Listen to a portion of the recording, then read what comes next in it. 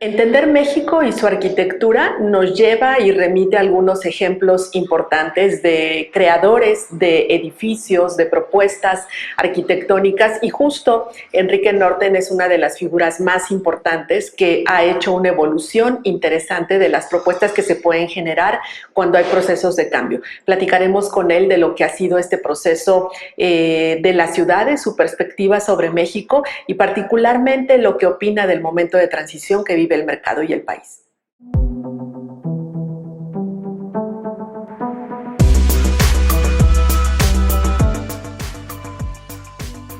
¿Qué pudieras destacar de la evolución y lo que ha aportado el proceso constructivo de la mano de la arquitectura y lo que hemos visto en este tiempo? O sea, ¿cuáles serían los puntos principales que tú destacarías en esta evolución? Probablemente lo más significativo ha sido, sin duda, este cambio a la digitalización, ¿no? Esta enorme revolución que ha sufrido la humanidad y que indudablemente está afectando a la manera que hacemos las cosas y vemos las cosas y entendemos el mundo en todos los campos.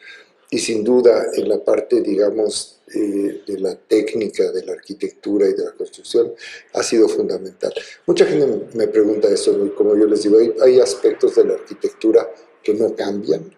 O sea, hay aspectos muy fundamentales de la arquitectura, ¿no? Que tienen que ver con cobijo, que tienen que ver con relación con el medio ambiente, que tienen que ver con cuestiones de formas de vida que tampoco cambian o que cambian relativamente, pero han habido cosas verdaderamente revolucionarias, ¿no? Yo cuento bueno, en el último libro que publicamos hay una anécdota que yo casi había dejado de pasar desapercibida, ¿no? Y que en una de estas pláticas yo le contaba a la persona que acabó escribiendo esto que cuando yo empecé a practicar arquitectura, o sea, para mí era muy fundamental cuando yo tenía un proyecto, lo primero que yo hacía era tratar de conseguir una foto aérea. O sea, ahora es absurdo porque lo tengo en mi teléfono. En ese momento conseguir una foto aérea, yo tenía que ir a un lugar que había aquí cerca del viaducto en la Ciudad de México que se llamaba Aerofoto, y tenía que llenar una solicitud. Me costaba carísimo para ver si ellos en sus archivos tenían un vuelo por la zona que yo estaba solicitando. Si no tenían un vuelo, tenían que hacer un vuelo. Entonces me costaba todavía más aún, para que yo finalmente me entregaran, después de un mes, o no sé cuánto tiempo de trámite, una foto en blanco y negro, donde yo podía entender el lugar donde yo iba a hacer este primer proyecto y los alrededores del primer proyecto. Ahora esto lo tengo en medio segundo, en mi teléfono, en la pantalla, y le doy vueltas y lo veo como sea. O sea, esto también ha hecho evidente que hay una transparencia de información y una cantidad de información, que sin duda está cambiando el trabajo nuestro como diseñador, pero también el trabajo nuestro como ejecutor de un proyecto, ¿no? Hablas de la digitalización, pero está este otro proceso, ¿no? El del propio material. El propio material. Pero también es muy interesante porque podríamos creer que seguimos usando los mismos materiales que usábamos hace 50 años. Al final podemos pensar que estamos usando el concreto, que estamos usando el tabique, que estamos usando el vidrio. Y sí, en muchos sentidos sí, pero esos mismos materiales han evolucionado de manera muy importante. Yo creo que uno de los materiales que más ha evolucionado, sin duda, es el vidrio, ¿no? El vidrio ahora, una capa de vidrio, un plano de vidrio, puede, dentro de su composición, trabajar o hacer muchas distintas funciones que antes hubiera sido inimaginable, ¿no? El vidrio antes era un envolvente y ahora verdaderamente transmite información, regula condiciones de clima, hace tantas cosas, ¿no? Entonces, porque ahora el vidrio ha evolucionado y tiene todas esas tecnologías, y como eso todo, ¿no? Tenemos aceros muchísimo más eficientes, tenemos concretos muchísimo más ligeros.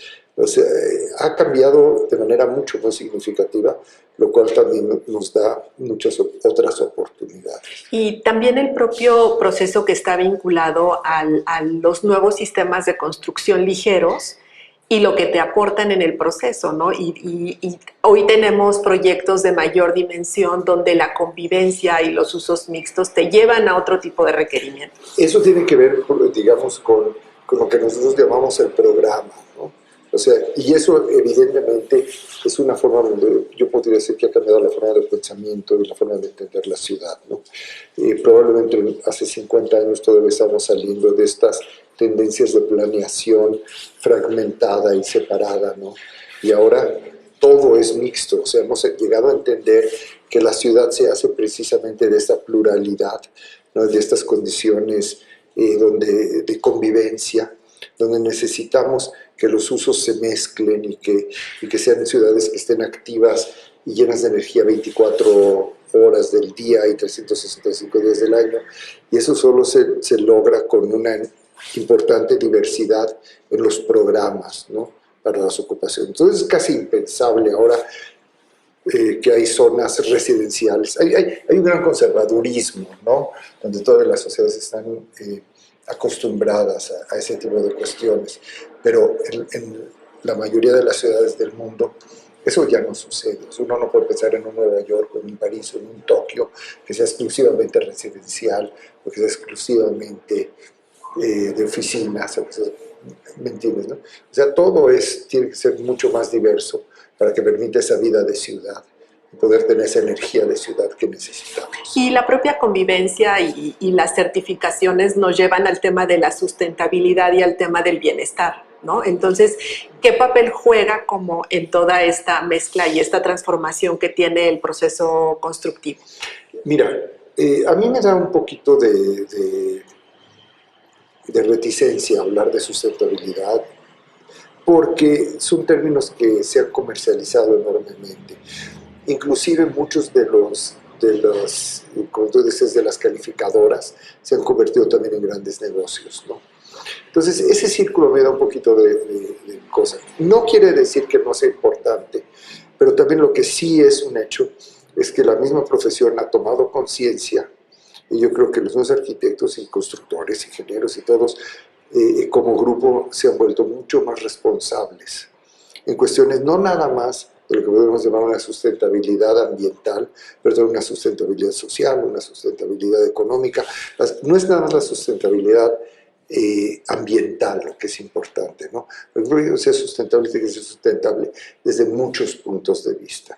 Y yo creo que sin duda el arquitecto de hoy es mucho más responsable en ese sentido que probablemente hace 50 años. En términos de lo que ha dejado la construcción y los grandes proyectos en las ciudades, no solo México, Monterrey y Guadalajara, tú que eres un arquitecto que tiene proyectos también en el exterior, ¿cómo se ve desde fuera México y cuáles serían como los valores agregados de lo que sí se ha hecho de manera correcta?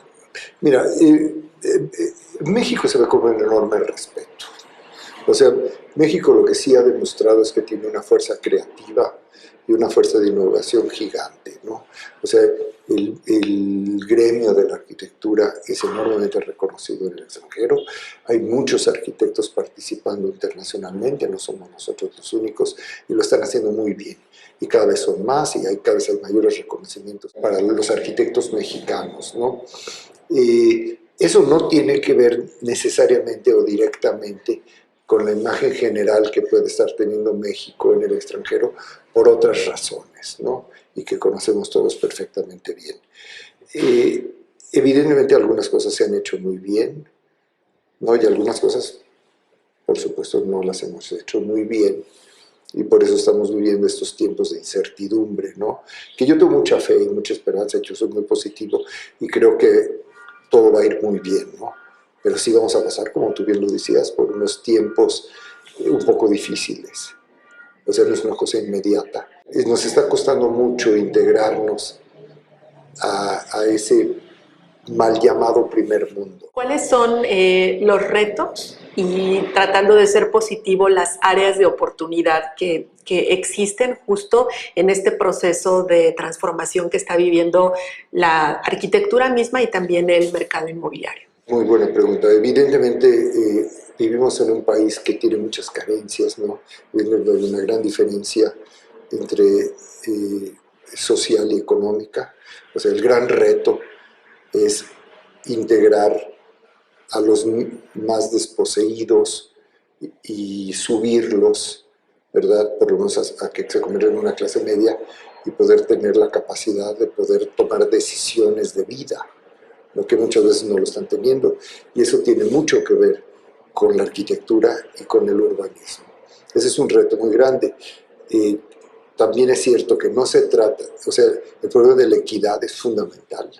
El encontrar ese equilibrio de igualdad es fundamental, pero eso se logra haciendo que el país crezca. O sea, no se va a lograr manteniendo un país que no crezca, porque lo leí el otro día en un muy buen artículo que decía, hay un solo pastel, y es verdad que hay unas rebanadas muy grandotas en ese pastel que se las están comiendo unos muy pocos. Hay muchas rebanadas chiquitititas que se tienen que repartir entre muchos. Pero la única manera que los muchos tengan más es hacer crecer el pastel. Porque empezar a quitarles a los que tienen las rebanadas grandes solo se logra con represión. O sea, eso lo hemos visto en Venezuela, lo hemos visto en Cuba hace muchos años, lo hemos visto en los países comunistas, ¿no? Y eso no es el camino a seguir. Entonces, el gran reto, yo creo precisamente es eso, cómo hacer que nuestro país crezca, haya mayores oportunidades para todos, y que la arquitectura y el urbanismo, que yo a veces lo considero lo mismo, ¿no? La arquitectura y la arquitectura de las ciudades, de alguna manera aprenda a responder a esas nuevas condiciones de vida que nos tiene que ofrecer este país. ¿Y dónde quedarían las palabras asequible, ¿no? para el entorno de vivir y el tema de las plusvalías y el modelo inmobiliario y esto otro que es tratar de que haya un modelo incluyente y ordenado? Mira, yo tengo mucho respeto cuando hablas de plusvalías y cuando hablas de desarrollo inmobiliario, tengo mucho respeto por los desarrolladores, ¿no? Es gente que toma riesgos enormes, o sea, que está comprometido, que está trabajando, y evidentemente para que ellos puedan seguir, tienen que seguir teniendo ganancias, ellos son empresarios. O sea, son empresarios como cualquier otro tipo de empresarios. Entonces, y así funciona en todo el mundo. O sea, los países europeos del norte, por ejemplo, que son los más sociales y donde tienen una menor, digamos, problema de vivienda, también hay desarrolladores. Y también hay desarrolladores que también están ganando dinero, ¿no? Ahora, sí estoy seguro que debe haber un punto justo. Yo no sé si ganaban de más o ganaban de menos, si sean trampas o no sean trampas, pero tienen que haber reglas del juego más claras para que los que están tomando esos riesgos y los que están haciendo ese trabajo tengan el beneficio que merecen y que al mismo tiempo las personas que al final tienen que llegar a adquirir esa vivienda, y no nada más vivienda, porque eso tiene que ver con vivienda, con lugares de trabajo, con entretenimiento, con cultura, con movilidad, con todo. Pero todo tiene que llegar a una condición de equilibrio y de armonía en donde todos ganen. Eso les puede quitar a unos para darles a otros. ¿Qué no puede quedarse como asignatura pendiente en una evolución ideal, como sumando todo esto, proceso inmobiliario, iniciativa privada, sociedad, autoridades y la arquitectura misma y el urbanismo respecto a la aportación que pudieran llegar a tener? Yo creo que no puede quedarse pendiente el tema grandísimo de la desigualdad y de los privilegios. O sea, yo sí creo que ha habido un enorme abuso de una condición de privilegios, que eso tiene que ser equilibrado de alguna forma y que ha provocado una desigualdad que al mismo tiempo está provocando, y desigualdad en muchos campos. Y yo creo que lograr una mayor equidad, una equidad de crecimiento, que eso es muy importante, no una equidad de decrecimiento. Una equidad de crecimiento va a ayudarnos a resolver muchísimos de los otros problemas, ¿no? Nos va a permitir tener mejores ciudades van a traer mejor distribución de servicios, va a ser mejor la distribución de la riqueza, va a ser más seguras, que es un tema gigante, ahorita el tema de la violencia y de la inseguridad. Yo creo que todo eso va a venir teniendo mejores lugares de vida, ¿verdad? Y una mejor, una equidad, ¿no? una mayor equidad.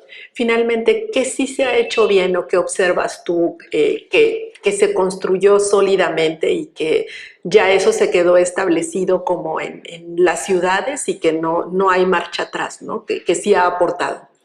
Bueno, las ciudades es un fenómeno muy largo, ¿no? Y tenemos muchos tipos de ciudades. Las ciudades evidentes es la acumulación de muchos momentos y de muchos tiempos y de muchas ideas. Tenemos ciudades coloniales estupendas, que ahora el gran reto es integrarlas al desarrollo del siglo XXI, ¿verdad? Sin nostalgias, sin miedo, ¿verdad?